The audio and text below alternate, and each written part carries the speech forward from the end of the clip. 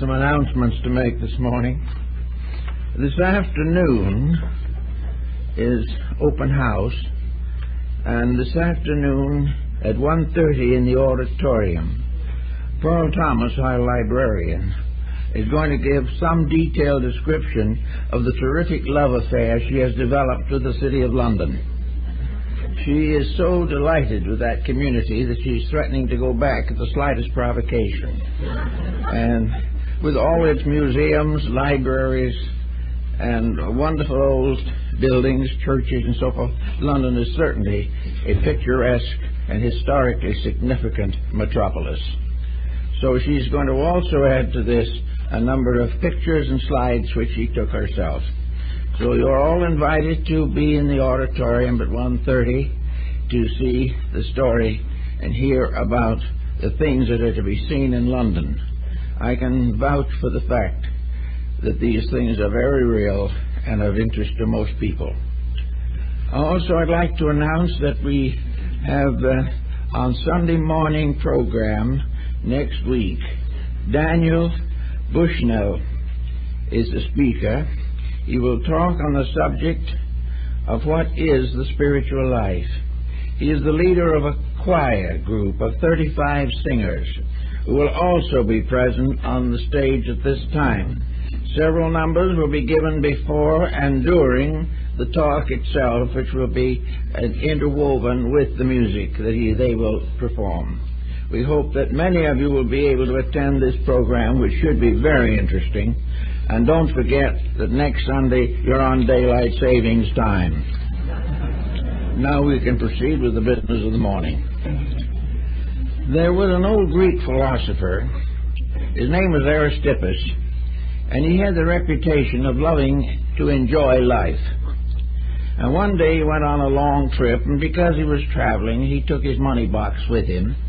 And while he was on the ship, he overheard the crew discussing the probability of stealing the money and tossing him overboard somewhere during the trip. Well, this kind of annoyed Aristippus.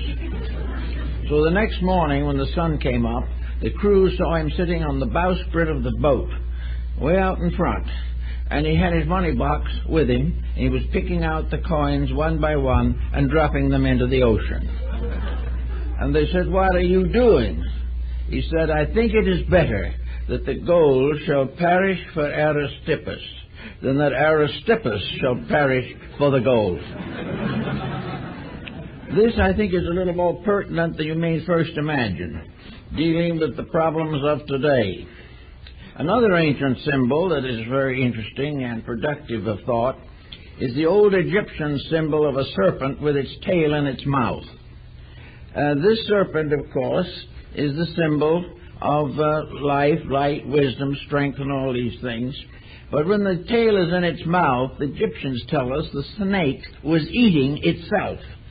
It was living on its own body. And finally, it would reach the point where there was nothing left but its head and nothing else left to eat. This also is very pertinent to the moment, with problems that are existing around us every day. Now, this problemed world in which we live is responsible for a great many problems. And these problems are, many of them, well within the boundaries of crime. We are creating a cultural misunderstanding. We are losing sight of the essential values of life. And in so doing, we are endangering the survival of our way of life. In order to enjoy the securities that are ours by intelligent effort, we must protect ourselves against the abuse of those values without which civilization must collapse. Today we have a number of serious difficulties on our hands, one of the most pressing being the problem of narcotics. This particular issue has a great many different aspects, and I want to try to cover a few of them this morning. The use of narcotics goes back a very long way into antiquity. But for the most part, in ancient times, it was associated with religion. Also in those ancient times, which are perpetuated in some of the American Indian communities of today, where certain narcotic drugs are used in religious rituals, there seems to have been very, very little problem. There is no indication that these usages in antiquity resulted in a popular addiction which damaged or endangered the whole structure of civilization. One of the reasons was that the person or the persons using these drugs must realize that he is part of the chemistry of the consequences.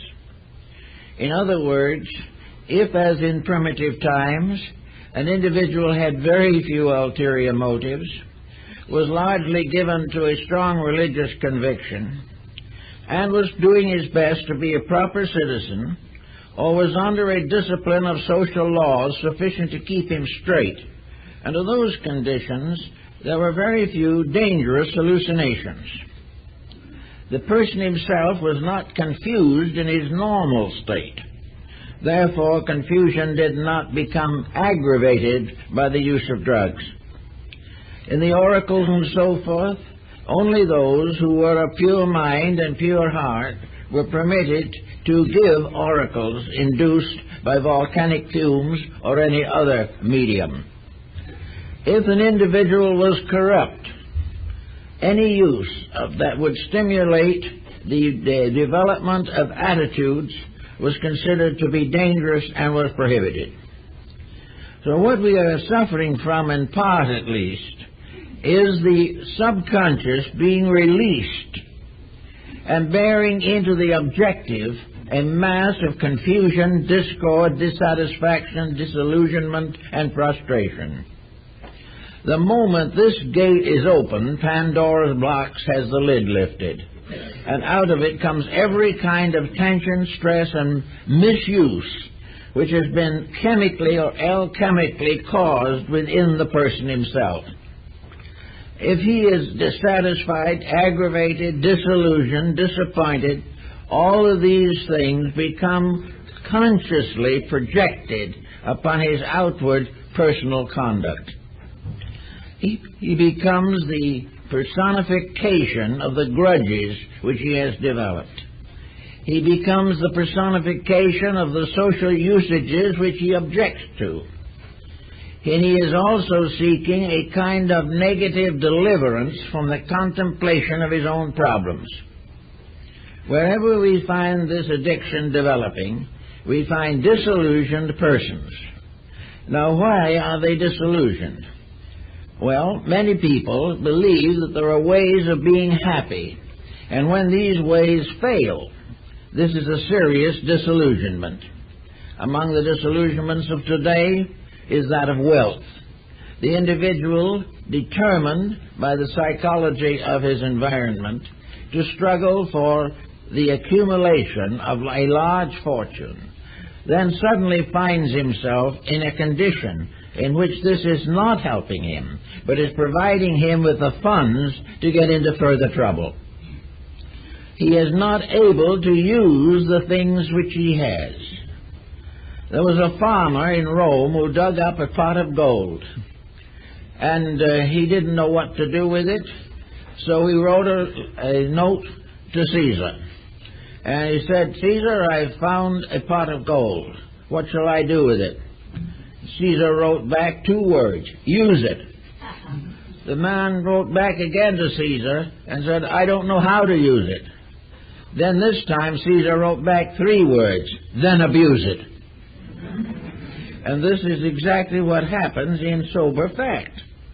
When we don't know how to use what we have, we begin to use it mistakenly, trying desperately out of wealth to achieve happiness, to achieve a personal sense of security. Now, in order to have a sense of security and purpose, we have to be doing something worthwhile. We must have ideals. We must have convictions. We must have projects that are meaningful to society. Where there is no project beyond the satisfaction of personal attitudes, nearly anything that we have will be abused. And we will suffer from the negative mistake that assumes that the more we have, the happier we will be. The truth is, the more we have, the more we will abuse what we have unless we know how to use it rightly. Actually, therefore, a large part of our narcotic problem is a byproduct of the social situation in which we find ourselves today. There is no doubt in the world that it is also a case, again, of the snake devouring its tail, because society is producing antisocial forces which are hard at work to use society to destroy itself. This type of problem is well represented in the peddler of cocaine, heroin, and marijuana. These people are perfectly willing to sacrifice the survival of a way of life in order to make a few fast dollars. Wealth has become, again, a very important factor in our way of life. And as long as wealth is the major consideration in personal conduct, we're going to be in exactly the condition we're in now, and probably it will get worse. The idea that the reward for effort is to be paid in terms of money, or in terms of public acclaim, or in terms of control of other persons' lives. As long as these are our motives, we're in trouble. These are a kind of madness in themselves, and the good book tells us that whom the gods would destroy, they first make mad. There is madness in the air, and this madness is a problem that we all have to face. But there's one thing we can remember, and we should remember, and should work with it in every way that we can, namely, that our own individual security is in our own hands. We cannot be destroyed by temptation unless we are tempted. We cannot get into trouble unless we set the causes of trouble in motion in our own lives. We cannot be completely disillusioned unless we have done things that were not very right and they have disappointed us. The individual is not in any real emergency as long as he stays sober, thinks straight, and does all that he can to deepen his understanding of the official and natural principles of life. We live in a world that can take care of us beautifully. We live on a planet that has much to bestow. But if we go to work gradually and relentlessly to destroy our own resources, whether they be social, geographical, or psychological, if we keep on destroying them, wasting them, perverting them, we can get this old planet, which is such a willing and wonderful servant, into a very desperate situation. We have to begin to take some kind of serious thought on the problems that confront us. A new generation growing up today is really in serious trouble. It is growing up in a world that has lost the name of conduct and tradition. It is no longer controlled by anything except personal ambitions, dissatisfactions, and various forms of anarchy. The individual growing up has much to tell us that we should listen to. First of all, somewhere along the line, he may turn and say, if I had had a different education, I might have done better. With an entirely inadequate schooling, I am thrown into chaos. Instead of being given the skills within self to estimate values and refrain from unfortunate involvements, the young person is in trouble. He is in trouble because of example. The older generation is not developing his integrities. Those situations which he finds in life are compromised on every hand for profit. He finds himself in a world of ulterior motives. And if there is any basic integrity in him, he's pretty well sickened by the whole situation. He also discovers that all the institutions to which he might turn for guidance and integrities have themselves been more or less discredited. We find that the average institution does not have any moral program to protect those who belong to it, work for it, or cooperate with it. There is a world, therefore, in which young people are at a serious disadvantage. Their personal lives are inadequate. Many of them are from broken homes. A great many of them have a bad hereditary background, and they have had practically no inducement to unfold the latent potentials of themselves. Many of them are not even aware that the mind is for anything except for the gratification of appetites. With this type of a world to live in, it is quite understandable why an escape mechanism suddenly becomes highly desirable to their thinking. An escape mechanism simply based upon the idea of have fun this minute. Do what you want to right now. If you want to feel 10 feet tall right now, do so. If you want to rise above all the problems of society, hypnotize yourself into the sense of your own greatness. This is accomplished in various ways through drug abuses. It causes the individual to temporarily lose sight of his own integrities. They are already submerged where he can hardly find them, but he makes certain that he has a surface life which will last a few years.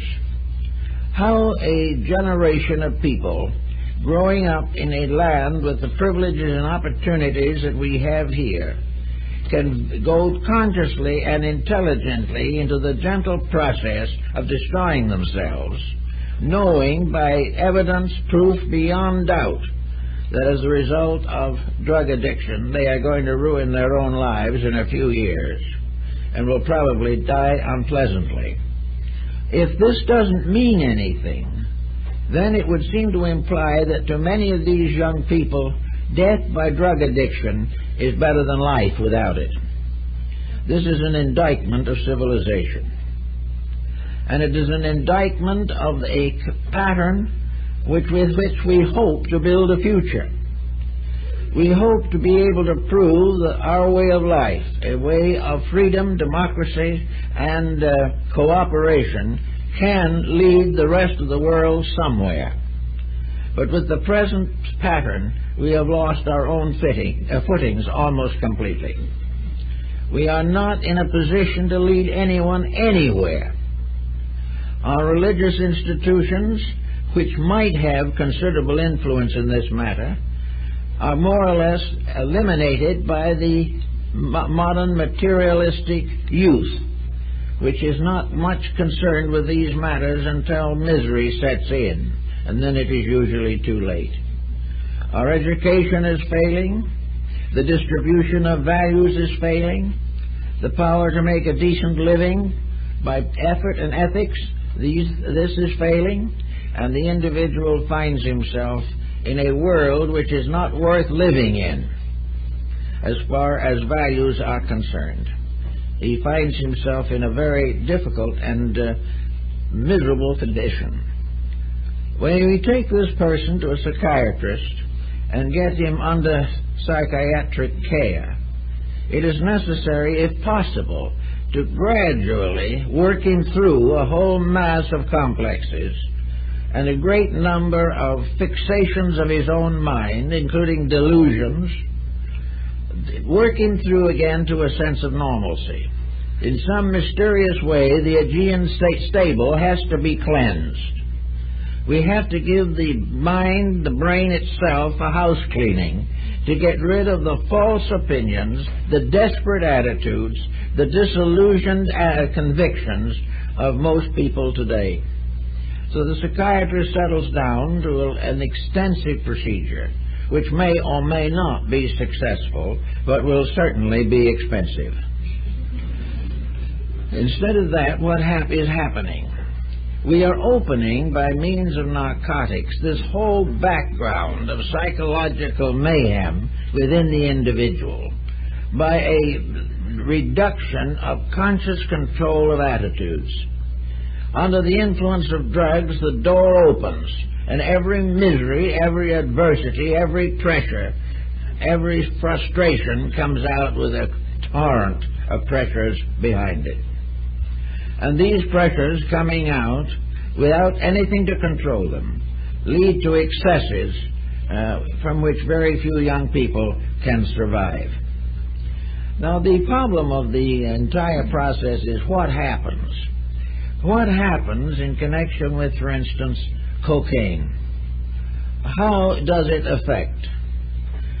The best way we can approach it at the moment is to recognize that this effect is largely the result of magnetic fields and their interplays. If we had the instruments by which we could make the necessary adjustments, and maybe we will have some of them, we will discover that narcotics, and like all other plant or mineral products, are alive. They have vibratory rates. They have their own magnetic fields. They are not simply what you can see and taste. Behind everything that we know is a vibratory rate. And this vibratory rate is the problem with which we are most concerned. We know also that in the human body there are various polarities over which nature has been able to, or through which nature has been able to control the conduct. The human mind and the emotional focuses are locked behind a pattern of laws and are filtered through the mind as a result of experience, morality, ethics, conviction, education, opportunity, racial and national traditions. The mind is a guardian of the subconscious. The mind helps the individual to prevent the pressures from within from going out and destroying him, or the pressures on the outside getting in and destroying him. The mind is a kind of coordinating filter by means of which everything is reduced to usable levels of process. Excesses of one kind or another do not occur unless there is an abuse or misuse of energy. Now, the center of most of our problem in this particular case will probably be the endocrine system. We will define probably that the pineal gland is the center by which moderation and coordination is possible in the physical body. It is a controlling factor, not only physically, but metaphysically. The pineal gland is a structure by means of which the magnetic fields of the whole body are regulated. Every organ has an integration in itself. The stomach is an entity. The ancients realized this, we don't. We know, however, that if we treat the stomach badly enough, it is going to come back at us. It is not going to accept abuse without resistance. If, however, we pay no attention to a reasonable request for reformation, then the various organs and glands and so forth settle down to suffer, deteriorate, and finally lose control of the functions which they are supposed to regulate. It seems very likely at the present time that the individual using certain narcotic drugs is breaking down the protective structure between the inside and the outside of himself. He is passing gradually from a real and existing thing into a kind of dream world, mostly nightmares. He finds himself in a vista or a rate of vibration which normally he is protected against. It is this same rate around which nearly all the traditions of magic were built. It is this mysterious rate of energy that is the controlling factor in determining right and wrong in conduct. It is also a door leading into the invisible realms, which are populated also by rates of energy, rates of vibration, which are received into the human consciousness very often as beings or entities. Here we have, therefore, a person who is not able to adjust in this world, suddenly being confronted with a series of phantoms. Phantoms which are phantasms of his own brain miscalculations. The door leading into the subconscious being opened, a mass of miseries come out. One simple example I remember that came into my particular observation was a young man who had a very interesting but tragic life. He belonged to a minority racial group, and from birth and childhood he had felt the oppression of the popular opinion against the people with whom he was related. He was hurt, damaged, antagonized, frustrated, and finally became actively rebellious. With the power of economic need and with the profession for which he had been educated, he was able to keep this particular problem rather under control. He worked out some of it through dream symbolism, he worked out some of it through psychological counseling, and he worked out some more of it by being busy doing things that took his energies and gave him a certain sense of fulfillment. Somewhere along the line, this individual suddenly develops an addiction to alcohol, which is, of course, not by any means as excessive usually as some other addictions. But within 3 months, this man was destroyed. The moment he lost the control of his own conscious mind, every misery, every persecution, every bit of misfortune that went back for generations in his family surged out, and he actually committed crime. He would never have committed crime had the pressure within himself not been so intense, and the defenses against it had been gradually removed by alcohol. Therefore, any individual who is not happy in a normal state will be more unhappy under the addiction of any form of stimulant which breaks down the defenses of the conscious character of the person. Nearly everyone is born with a dual nature. He is born with the instrument by which he can adjust to society and by which he gradually converts himself to a reasonable way of life.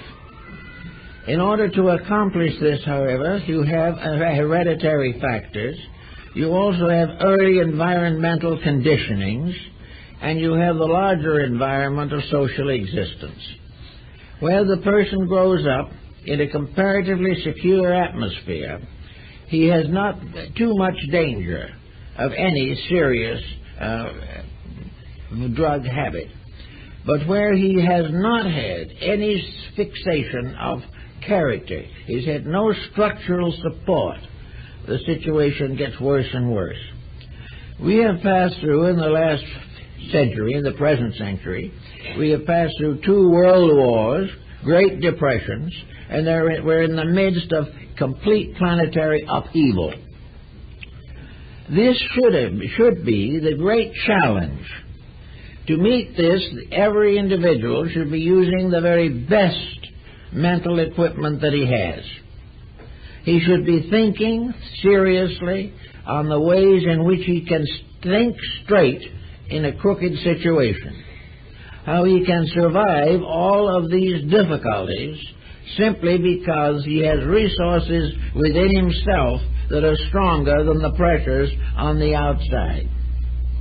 Today, the average young person does not have these resources, and older persons in various walks of life also lack these resources. It is not today very good or easy to find the type of life that would contribute to security. If we go into, for instance, our entertainment world, we find that the entire programs of television, stage, theater, all these elements are completely corrupted. They are broken down into the gratification of the very miseries with which we are trying to protect ourselves against. We are in the face of a series of phantoms, illusions, dream images, imaginary stories, all kinds of psychological pressures that exist for only one reason, namely to make money. We are supposed to have these because a larger audience watches them. And a larger audience watches them because more people are sick than are well. Therefore, the individual who is in the midst of a frustrational mess himself can identify with misery, but cannot identify with growth, progress, and harmony. Actually, the entire situation is closing in because of the incredible stupidity of people. It is due to the fact that with all our thinking and with all our planning, our great dream in life is to live in a peaceful world, happy and well-adjusted, without sacrificing any ambition, any selfishness, or any misuse of energy or waste of time. We are supposed to be able to perfect the world as it is, keeping all of the factors that we enjoy as amusement or for profit, and at the same time live noble and exalted careers. It just cannot be done. And we are going to face it more and more as time goes on.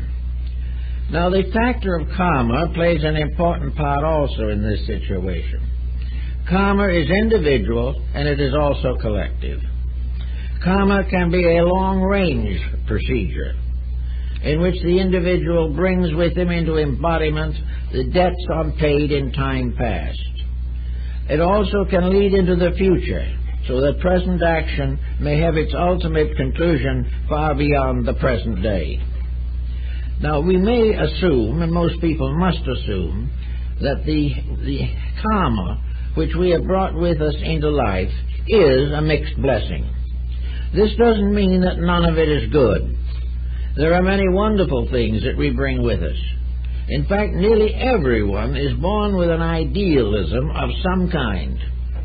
He is not born without it, but it is taken away from him in his formative growth years. He comes into this world to enjoy the wonders of life. As a small child, he sees around him only wonders and mysteries. But if the family is close, his childhood is happy. But the average family is not close, and this is partly due to economic situation, in which the child's misery results from the necessity of the parents to take care of the economic conditions.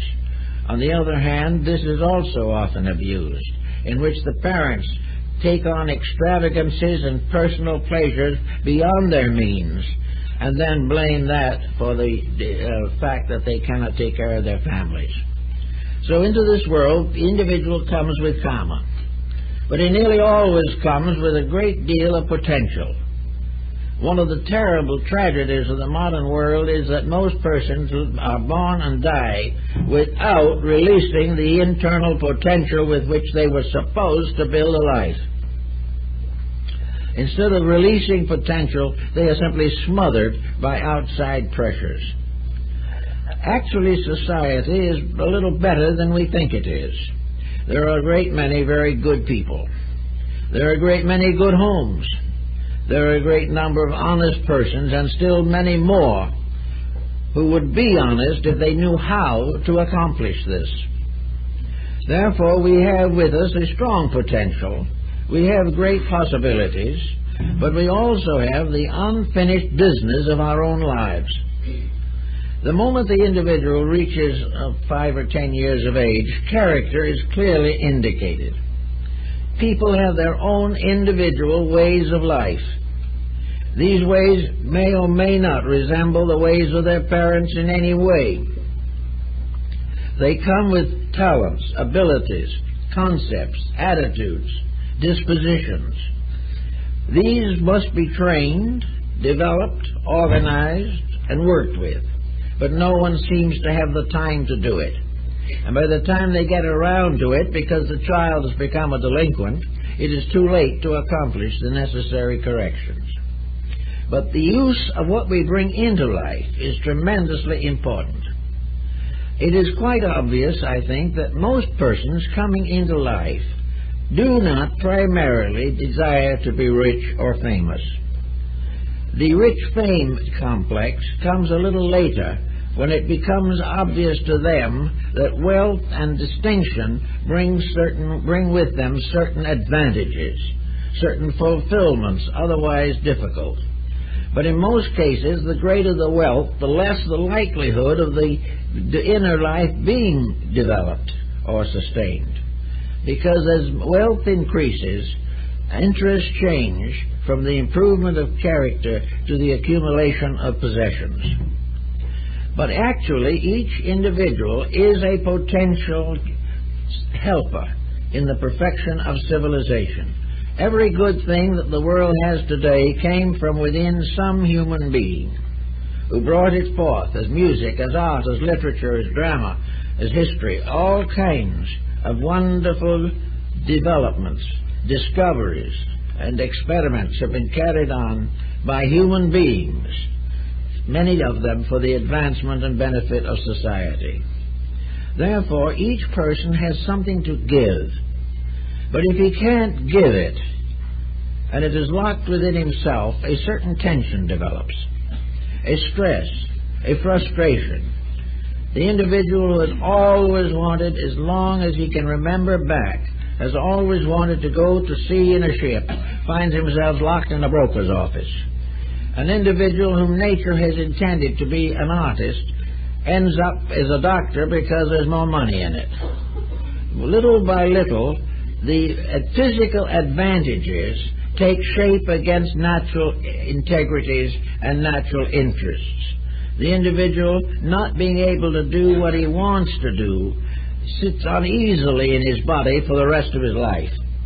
He is never quite adjusted, because he has never fulfilled himself and has substituted false fulfillments for the impulses and instincts that he brought with him. Not being truly adjusted to the profession he may accept, he will not be a great success even in that. And not being a success in anything, he finds it becomes a great fatiguing factor. Out of this comes a common occurrence which we all have a tendency to notice, and that is the desperate interest with which we look forward to retirement. We believe that when retirement comes, we can get out of the job we never wanted to be in.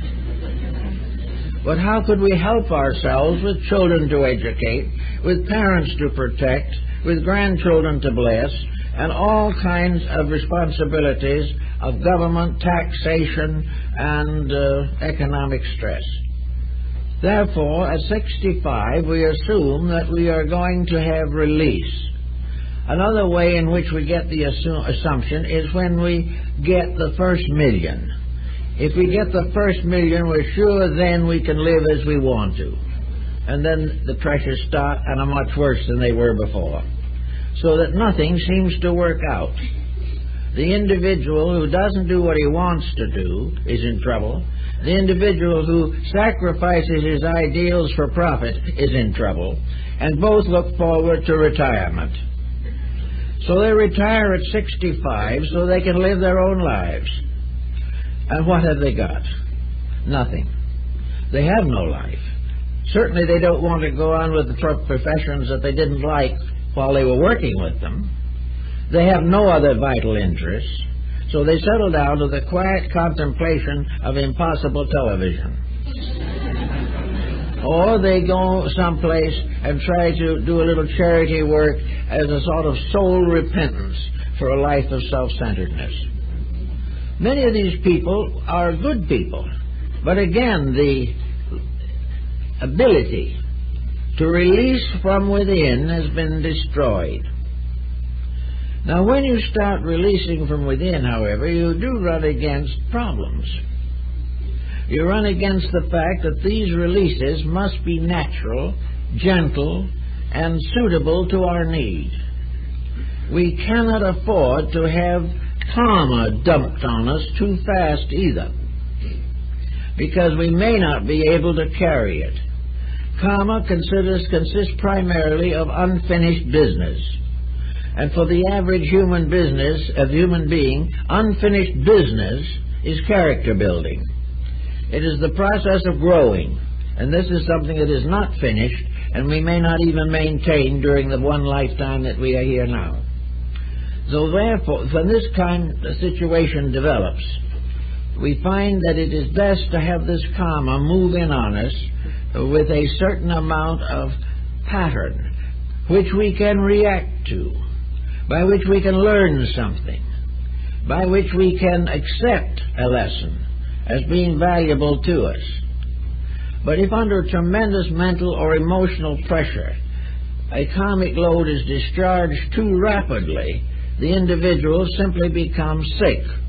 And the sickness is usually in the form of some kind of mental, emotional activism, an antisocial reaction, a reaction of destruction, pressure, and tension. Everyone is capable of a bad disposition, but a great many people have learned not to have it, because they've done something about it. Now, if we take a person who has a bad so-called daily existence, and we take this person into retirement, we're going to find that this bad disposition begins to move and work. Then we will find the lack of proper activity, mental and emotional, results in what might be termed senility. Where there's nothing inside, the individual simply weakens. Where there is something inside that is bad, the older person becomes more difficult.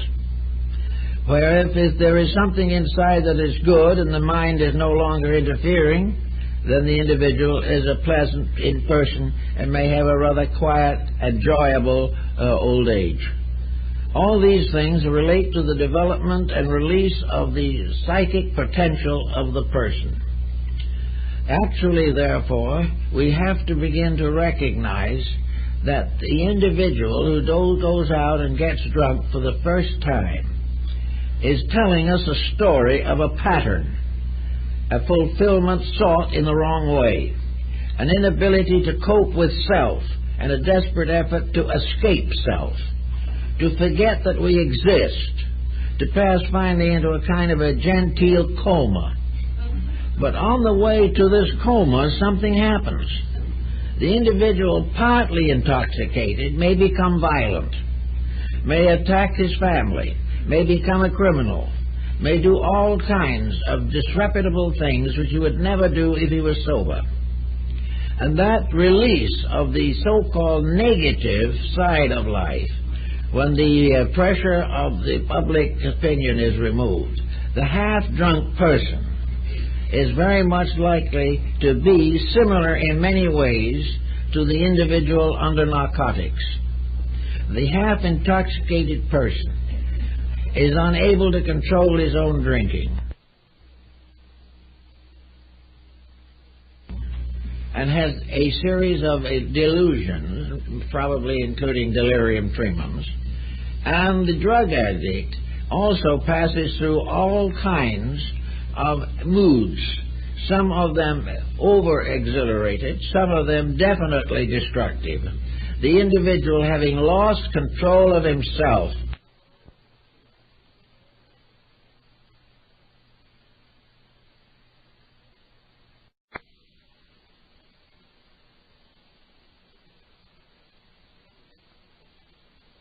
some of them over-exhilarated, some of them definitely destructive. The individual, having lost control of himself, falls back on what the Buddhists call the not-self, the illusion, the delusion which most people believe to be themselves.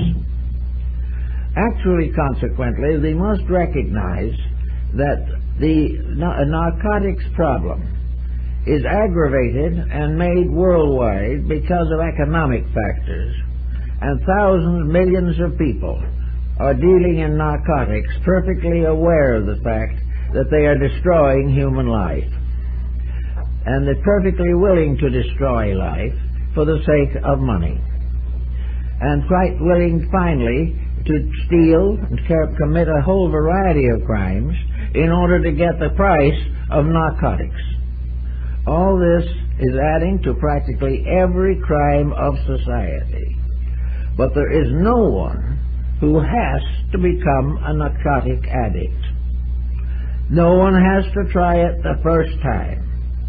No one has to continue to use it, fully aware when they do continue to use it that they are wrecking themselves.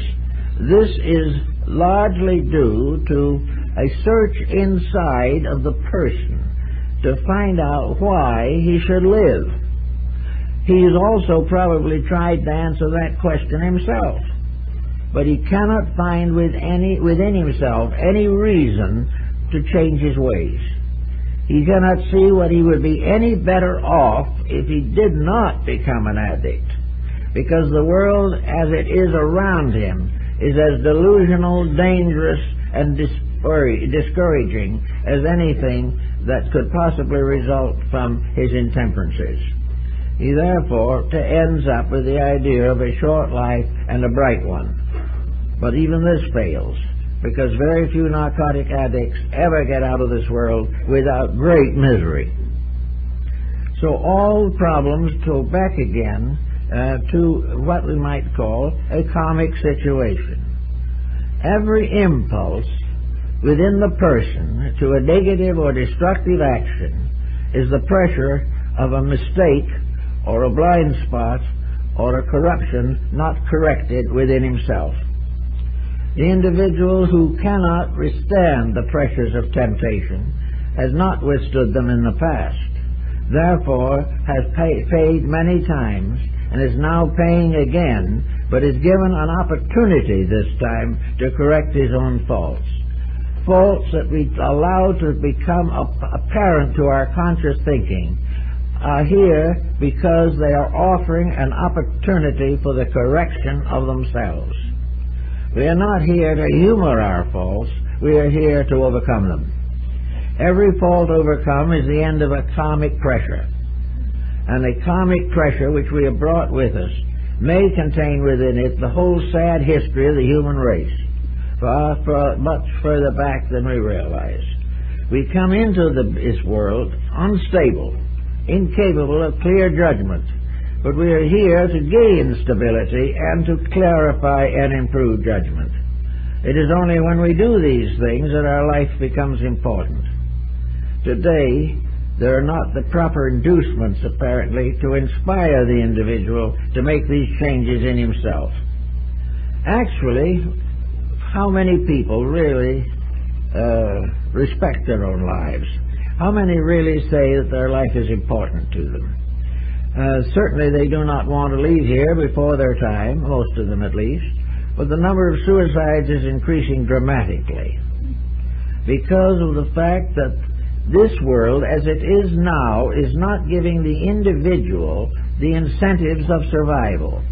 And what in karmic terms is this: we are in an environment in which there is no inducement to improve ourselves. There are inducements to be more wealthy, there are inducements to physical pleasures or excesses, but in terms of growth, there are very few inducements for the individual to be a better person tomorrow than he is today. All the inducements are clouded. All the indulgences stand out as possible temporary solutions to problems for which a real solution is not available. So this world as it is a great inducement to leave karma uncorrected. And one of the ways in which we can do this is to have our minds taken away from our own faults and shortcomings. Instead of saying to ourselves, let's forget the whole thing and go out and have a night on the town, it might be wiser for all concerned for the individual to say to himself, let's try to work out something here that will make life important, useful. One way we have found in the past that many people have found to be helpful was service, to get out to help other people, to get our minds off of ourselves, to try to do the good deed as the final panacea for the ills we have already committed. Actually, we are here with all these faults, some of which we have to do some thought and remedial means. We have to work them out. If we destroy the thinking equipment, if we make it possible for the mind to lose track of values, if we obstruct and obscure the lesson factor in the things that happen to us, we just get more and more miserable and sicken and finally die. If the mind can lead, it can help. But if the mind loses the power of leadership and gives it over to the intensities of a drug, then the problem is out of hand. We have destroyed the rationalizing faculty in ourselves, or inhibited it and impaired it. To do this means inevitably that we become a burden upon ourselves and others. We get worse and worse unless something happens strong enough and powerful enough to bring us back again in line. But then again, there's another difficulty. If the narcotics habit extends long enough, recovery is almost impossible. The damage that has been done to the nervous system, the damage that has been done to the magnetic fields of the body, cannot be quickly repaired. And the person, though they may recover from the habit, will not be the person they should have been had they not developed the habit in the first place. Now, how can we try to work out this thing a little more successfully? Let's try to make a little formula out of it. First of all, let us assume that every human being is here to learn something. He is here to correct faults, to strengthen ideals, to gather and accumulate facts, to become wiser and better and finally happier, because there is no actual happiness apart from growth. Any individual who tries to be happy by evading or avoiding responsibility is making a basic mistake. Therefore, assuming that we are here to do something worthwhile, this next problem comes in, of course, is to preparing ourselves for this worthwhile activity. Normally, parents who really care for their children will do what they can to help them in this orientation.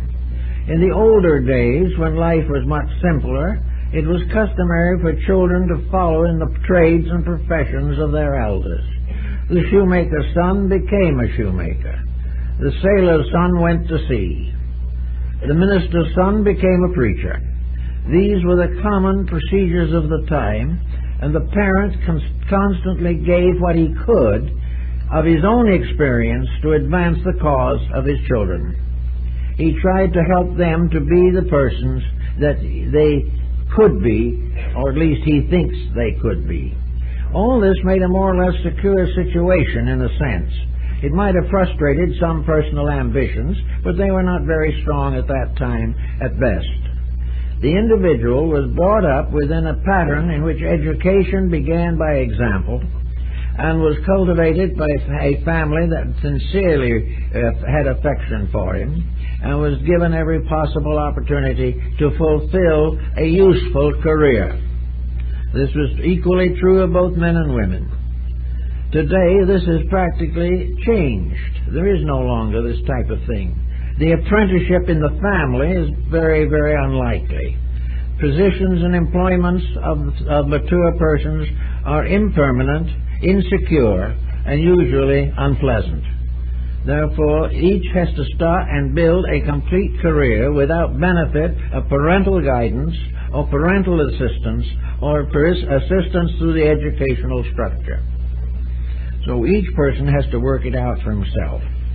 Now, if he can reach a certain age, say around 20, without being completely contaminated, he has a good chance of working out something worthwhile.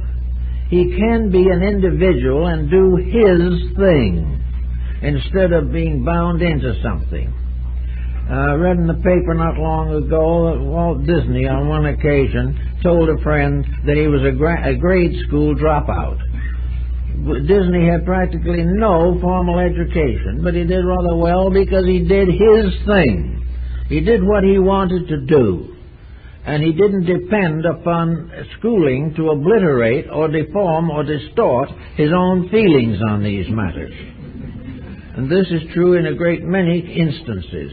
If the person can reach the time of decision in life without having this decision corrupted, he will probably be able to make a useful and important contribution to society.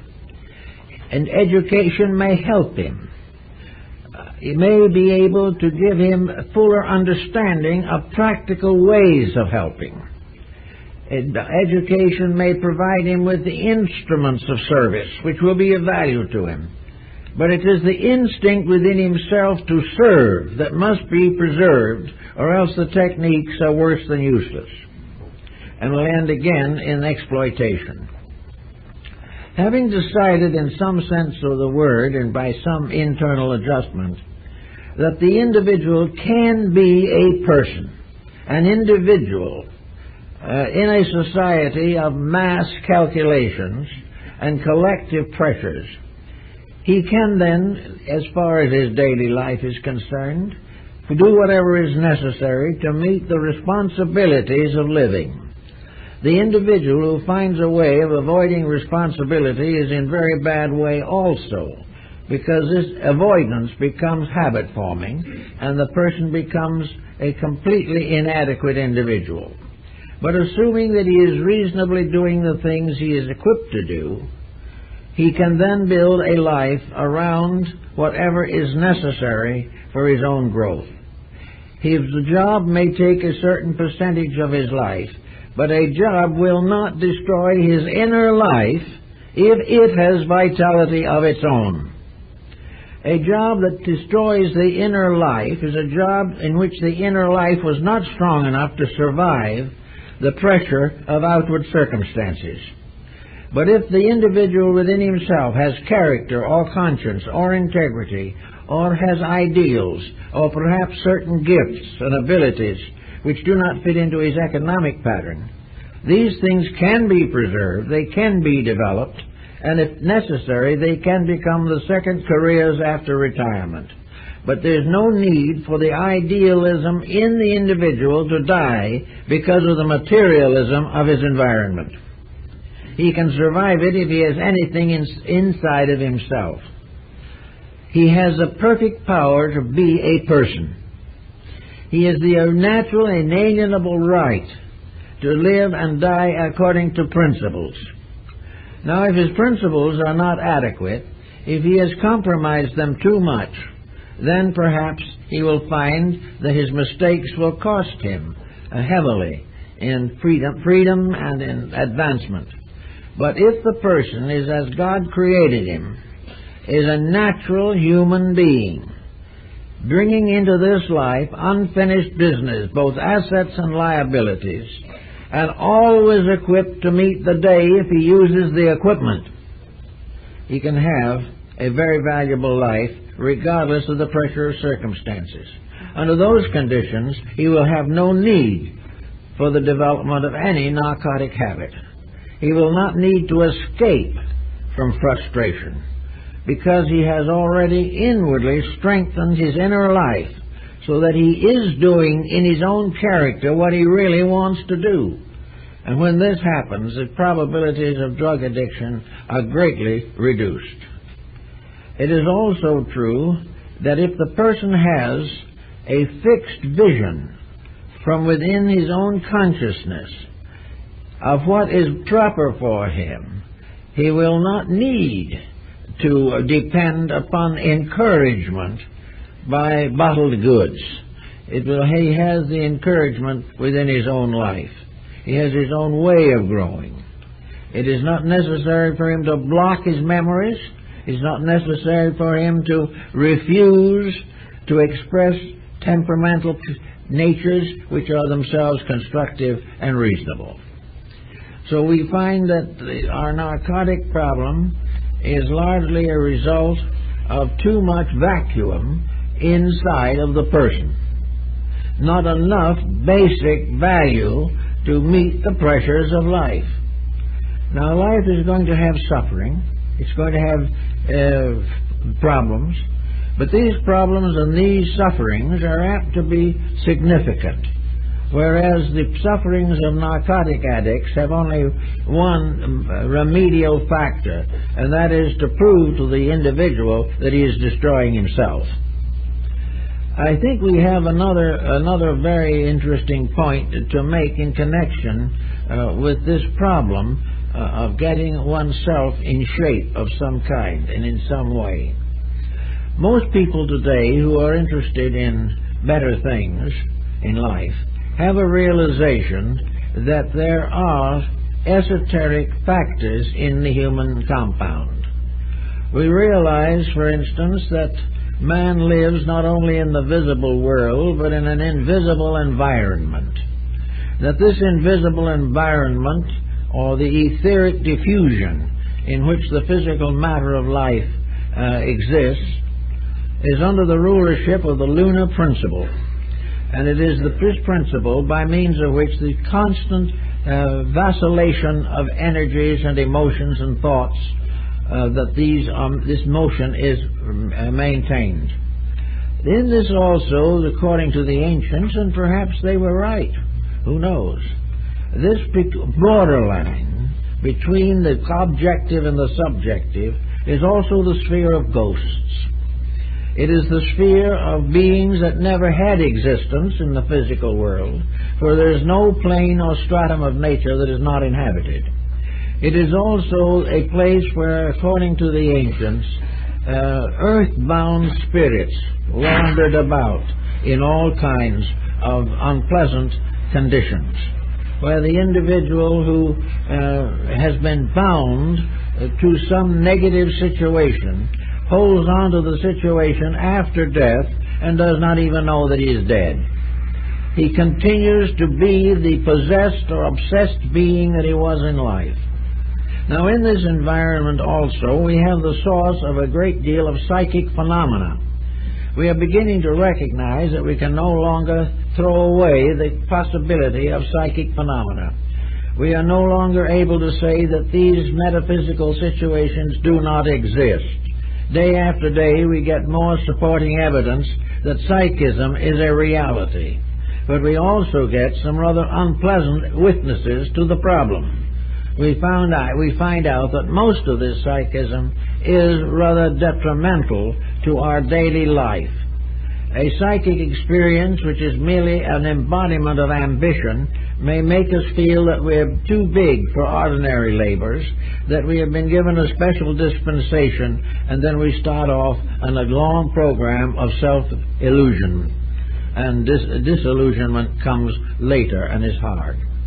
But it is also true, beyond doubt, that the Greeks and Egyptians were partly correct, at least, when they pointed out that all forms of narcotics formed a connection between the physical body and the etheric realm in which it exists.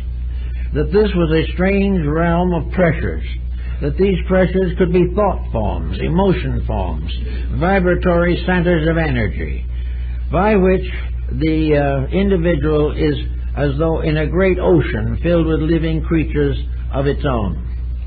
As long as the magnetic field is maintained, as long as the protective armament, which is then called in the Bible the full armor of righteousness, is protected, and the individual is a reasonable person, not damaging his own psychic factors, he is in very little trouble.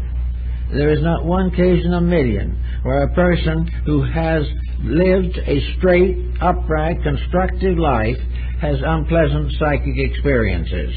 They are reserved for persons who are already unpleasant somewhere inside themselves, and it's simply expressing its own nature. But in this psychic atmosphere of things, we know that there are all kinds of dreams and phantoms. And in these phantoms and these dreams have a tendency to make cowards of us all, as in the soliloquy of Hamlet. We are in the presence of an invisible realm from which we are marvelously and wonderfully protected because we have a particular job of our own to do. We are here to make an adjustment, to redeem our own world and redeem ourselves in that world.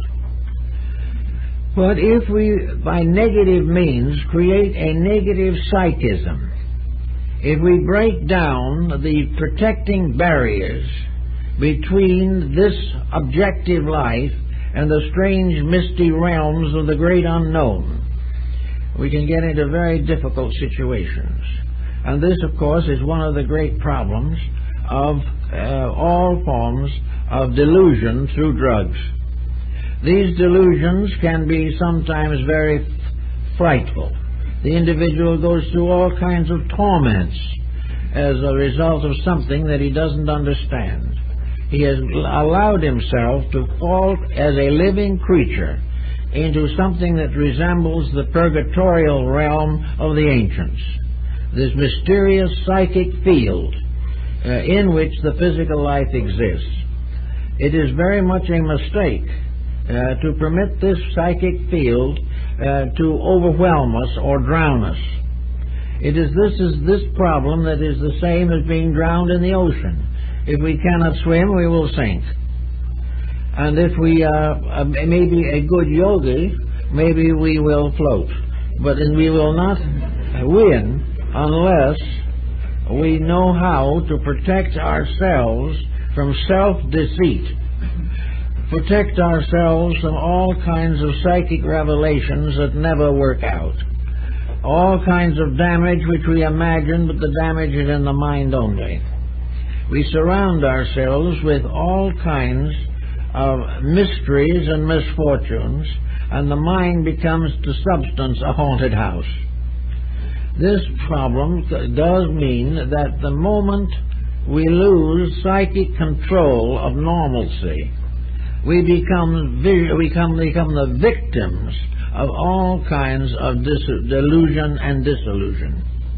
We lose integration, we lose orientation, we lose the power to make proper decisions, and we finally find ourselves completely trapped in the mystery of sensation itself. Well, sensation is the emotional equivalent of mental psychism. Sensation is a part of the process that has been given to us to enable us to function the various sensory perceptions. Sensation gives us the power not to sit on a hot stove, because if we do, we will feel the burn and get up. Sensation gives us the right to sense motion, color, form, all kinds of relationships with life. It enables us to see, enables us to hear, to taste the food that we have, and to shake hands with our friend. Sensation is part of a great structure of communication processes, but it is also something that is the base of all appetites. Sensationalism is the belief, fallacy, but still many times held, that some form of excitement is a solution for stupidity. That if we can get excited enough, worked up enough, and forget ourselves enough, we will be happy. This doesn't happen either, because there is always in these matters the morning after, and that is usually deadly. But sensation, again, getting out of hand as a result of psychic pressures, is exaggerated and amplified by narcotics. Narcotics, as such, affect the physical nature to a degree, but the main thing is they disturb the psychic vortices by which bodily function is maintained. In other words, they disarrange all of the autonomic nervous system. They cause the individual to become sick psychically as well as mentally or emotionally. The person simply loses control of his own life, and losing his own control of himself, he gradually reaches the point where he sacrifices the right to a life which he has lost control of. He's not supposed to float around on the surface of drug addiction. Unless he does something with his own life, nature decrees that the situation will end in dissolution. Nature will not support that which continuously breaks its own rules. There are times in medical cases where certain narcotics are necessary and useful. But as a means of escaping self, they are a deadly mistake. And yet that is why most people are using them. Now we are told, for instance, that the peer group is responsible for a considerable amount of drug addiction. That you have to be one with the group. That you must be accepted by others of your own age group. The peer group in this case is just a group of individuals supremely ignorant. The peer group has nothing to offer. The individual who tries to be popular by joining this group and making the mistakes they make is destroying himself in order to maintain a passing and very temporary social relationship. The peer group the child should learn is not that important. Education should steer the young person today away from all involvements in the peer group. Should reveal to him definitely that this group is not a superior group. It is a group of individuals held together by mass delinquencies, by continuing wrong addictions and attitudes. Away from the peer group, the individual is much safer. In a good family life, there is great protection against the peer groups. The church offers another type of peer group, which is essential and basically constructive. There are young people's activities that are clean and proper. But the young person must have some discrimination in order to become part of these better groups. And here the responsibility goes right straight back to the parents. Because unless the parents themselves become the final peer group, acceptable to their children, honored by their children, and respected by their children, the child is in trouble. Actually, we are in a kind of a peculiar process of epidemical ailments. All over the world there is war. All over the world there is suffering, privation, and tyranny.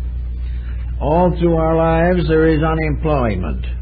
There are all kinds of besetting problems. We don't know what to do with cosmic space waste. We don't even know what to do with the local sewerage. We do not know what to do with any of these things because they're all closing in on us. And closing in on us while we're in a little planet which has certain limitations that are inevitable. But this should never have happened. And because it has happened, the only thing we can do is to hope that a remedy can be found. Whilst we should be working every day to conserve and simplify life. We should get over the problem that luxury can become universal. It cannot. We should be also out of the situation in which we try to live a highly competitive economic life in a planet that's too small to permit it. All these things have to be taken into consideration. These are the problems of leadership. These are the things our educators should be working with. These are the things that our leaders and our governors and our industrial potentates ought to be concerned about. We cannot get away from misfortune until we stop causing it. And as so long as we cause chaos, we're going to have narcotics addiction. There is no way of avoiding it, because we have taken life and we have taken away from it those integrities and examples which are necessary to keep people honest. We are no longer in a condition to offer a human being a natural human opportunity to be a useful part of society. We are teaching him more and more not to do the things which would make him a well-adjusted citizen. We are keeping him under the delusion that he is part of something which probably will fall apart, because no one seems to believe it'll be otherwise.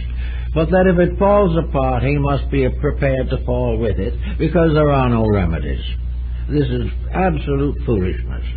There has never been a time when the remedies have not been available.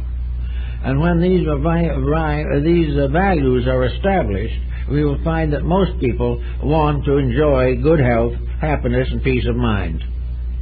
Actually, if we could watch psychologically or metaphysically the effects of various materials on the etheric and vital bodies, we would have something that's very close to the Paracelsian theory of medicine.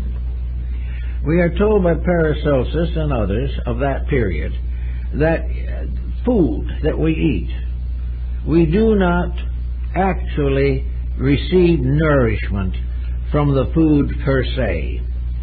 We receive nourishment from a vital element, invisible, that is present in all food. It is a universal life force that we try to capture, and we try to transmute food into energy, which we do only because we are releasing the energy that is in the food. Now, energies in foods differ. Some foods have more of one kind of energy, more of another. And body chemistry demands a balanced ration of these different food factors. And the great proof of alchemy is not the wisdom of the ancients, but the function of our own digestive system. We are transforming base metals into living principles every day of our lives. As it is with food, so it is with most other things we have. The education we get is a form of nutrition. It is not the education per se, but the energy of thought and initiative which it releases in us that is important. Here is where the alchemy takes place. Facts become truth by alchemy. The alchemy of insight, understanding, and capacity. The same is true in our emotional life. Our affections are not physically, actually, the cause of happiness. It is the higher vibrations or octaves of our feelings that become nutritional to enrich our lives, to enrich our relationships, and to become the basis of proper marital happiness. The same way with all of our thoughts and minds. It is the transmutation by an alchemy of understanding that lifts all things from a standpoint of dead fact to living truth. And this chemistry is going on constantly inside of ourselves. And it is this that does the good thing for us. But the wrong diet makes us sick. The wrong emotions make us unhappy. The wrong thoughts make us miserable. Therefore, if the food is wrong, it is not any good to us. And today, humanity, mentally, emotionally, psychologically, and religiously, is largely on a diet of junk food. It is not just the physical junk food.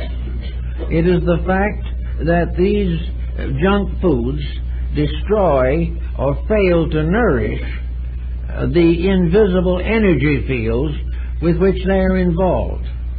Having become sick with junk food, which in this case can be world propaganda, reports and rumors of war and disturbance, we do what everyone does who is sick.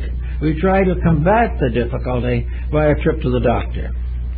The doctor tells us that we need a little more vitamin, that we've got to cut down on this, that our cholesterol is too high, that our blood pressure is too high, that we are not getting enough calcium, that we're not getting enough this, that, and the other thing, and we go into a great nutritional routine. Perhaps it helps. It probably does. But let us also realize that psychologically, we cannot really depend upon drugs to take care of things that belong to the invisible levels of character. We are all suffering from the junk food of world as it is today. The news is junk. All these things are destructive. So we go now and we try to get something like cocaine or heroin or marijuana so that we won't notice the junk food, that we won't have to improve our diet because we don't really want to do that. But we do want to get rid of the unpleasant symptoms that have come from junk thought, junk emotion, junk conduct. Therefore, we try to get some kind of a panacea, by means of which we will accomplish the most that can be accomplished. Namely, that ultimately we will reach a point where we won't worry at all, because there will be nothing to worry with. That will then be the problem of returning to a subhuman state and drifting into the inevitable end. This type of thing we don't have to do. It's perfectly possible for us to be rather intelligent creatures in one way or another if we really try hard. It's just a case of recognizing that all stimulants, alcohol, any other stimulant, is simply a substitute, and a poor one, for the stimulation of our own intelligence, for our own integrity, for our own wisdom and understanding, and our own cheerful, useful activity in life. An enthusiastic person with a job, or one who is preparing for a job he likes, who is succeeding in the daily experiences of life, has no need for involvement in any form of narcotics or alcohol. He does not need to take a chance of any form of sickness arising from a bad habit. And all habits that seek to prevent the individual from thinking are bad habits, because he is here to think. The human being, as the Hindu says, is the embodiment of manas, the mental principle. It is the purpose of the individual to perfect the functions of the intellect, to cause the intellect to ascend to a more rarefied atmosphere and become the gateway leading into the spiritual world. It is through the mind that the individual can ascend to union with his own soul, with the best part of himself. And when he diseases this by an effort to avoid or evade growth, if he tries desperately not to be better, he can succeed in that too. The cost is very high. It is much better for the person to realize that by keeping the channels of the nervous system, particularly the autonomic nervous system, and the function of the ductless glands, normal, constructive, and helpful, he will have the strength and resource to meet practically every problem of life. And any individual who doesn't want to grow, isn't willing to do a little worrying, and will not devote some time to self-improvement and to the service of others, such an individual is not entitled to any of the better things of life.